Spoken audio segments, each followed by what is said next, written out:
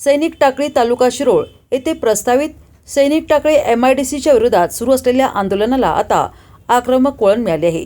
जयसिंगपूर येथील सिद्धेश्वर देवालयात झालेल्या बैठकीनंतर माजी सैनिक आणि शेतकऱ्यांवर कथितपणे झालेल्या मारहाणीच्या निषेधार्थ सोमवारी सैनिक टाकळी गाव पूर्णपणे बंद ठेवण्यात आले। यावेळी गावातून भव्य निषेध फेरी काढून संबंधित घटनेचा तीव्र निषेध करण्यात आला। सैनिक टाकळी MIDCच्या प्रश्नावर तोडगा काढण्यासाठी जयसिंगपूर येथील सिद्धेश्वर देवालय येथे बैठक आयोजित करण्यात आली होती। बैठकीस आमदारांच्या वतीनं 5 तर आंदोलकांच्या वतीनं 7 प्रतिनिधी उपस्थित होते। मात्र MIDC होणारच अशी भूमिका आमदारांकडून घेतली जात असल्याने आंदोलकांनी बैठकीतून बाहेर पडण्याचा निर्णय घेतला, असा आंदोलकांचा आरोप आहे। आंदोलक बैठकीच्या ठिकाणाहून निघून गाडीत बसत असताना दबा धरून बसलेल्या आमदार समर्थकांनी गाडीवर हल्ला केला।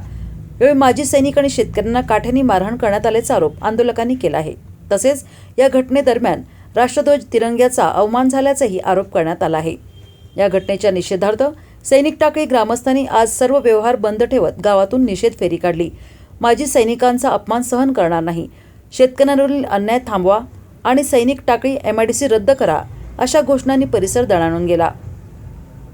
निषेध फेरीमध्ये संभाजी ब्रिगेडचे डॉक्टर विकास पाटील, अमर पाटील, हनुमंत पाटील, स्वाभिमानी शेतकरी संघटनेचे विजय पाटील, महादेव पाटील, सतीश सावंत, सुरेश गोते, आत्माराम पाटील, राजेश सावंत, स्वप्नील पाटील, राजेश पाटील, शामराव पाटील, अशोक पाटील, रणजित पाटील, सुहास पाटील, सोपान पाटील यांच्यासह शेकडो महिला, माजी सैनिक, शेतकरी आणि ग्रामस्थ मोठ्या संख्येनं सहभागी झाले होते।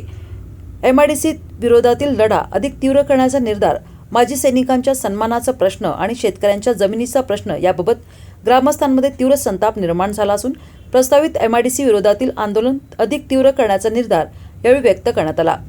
माजी सैनिकांवरील कथित हल्ल्याची निष्पक्ष चौकशी करून दोषींवर कठोर कारवाई करावी, तसेच सैनिक टाकळी MIDCचा प्रस्ताव रद्द करावा, अशी मागणी आंदोलकांनी केली।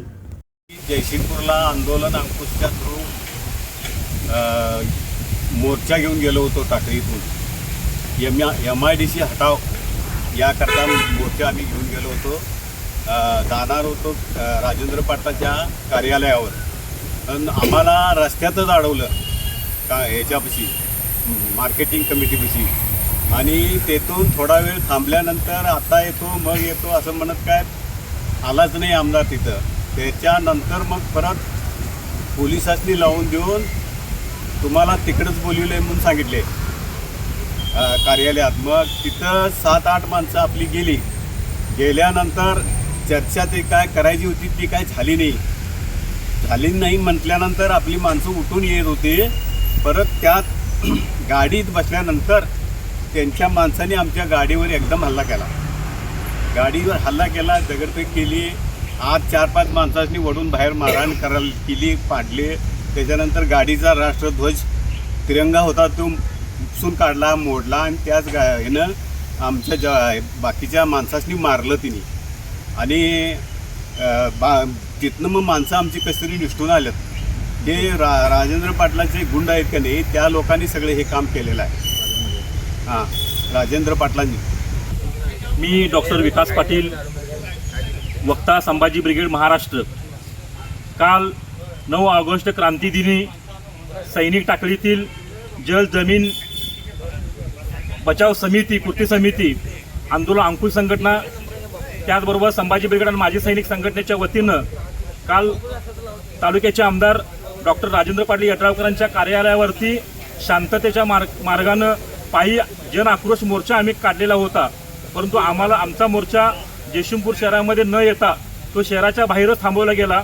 शिष्टमंडळाच्या माध्यमातून चर्चेला फक्त 7 लोकांना बोलवून 7 लोकांच्या चर्चा चालू असताना चर्चा फिसकटल्यानंतर बाहेर पडल्यानंतर त्या ठिकाणी आमदार यड्रावकरांचे 150च्या वर त्यांचे जे कार्यकर्ते होते, गुंड होते, हे यांनी तिथं जे शिष्टमंडळातले जे रिटायर्ड वॉरंट ऑफिसर अमर पाटील, आंदोलन अंकुशचे जिल्हाध्यक्ष दीपक पाटील, त्याचबरोबर इतर माजी सैनिक आणि जे शेतकरी बांधव होते यांच्यावरती तिने भ्याड हल्ला केलेला आहे। त्या ठिकाणी जी स्कॉर्पिओ गाडी होती त्या स्कॉर्पिओ गाडीला काल क्रांतीदिनी तिरंगा ध्वज त्या ठिकाणी लावलेला होता।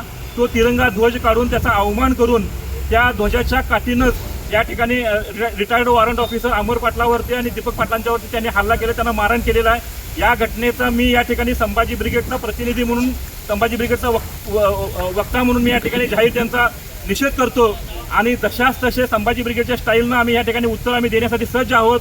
जोपर्यंत हे टाकळी सैनिक टाकळीची MIDC रद्द होत नाही आणि जोपर्यंत आमदारांनी राजीनामा देत नाहीत तोपर्यंत हा लढा आम्ही जोपर्यंत आमच्या रक्तामध्ये शरीरामध्ये शेवटचा आमचा रक्ताचा थेंब आहे तोपर्यंत आम्ही हा लढा थांबणार नाही.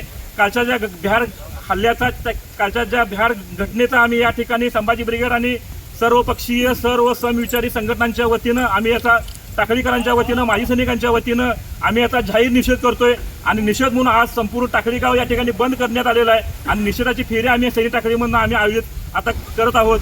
पुन्हा एकदा आमदार राजेंद्र पाटील यड्रावकरांचा या ठिकाणी जाहीर निषेध.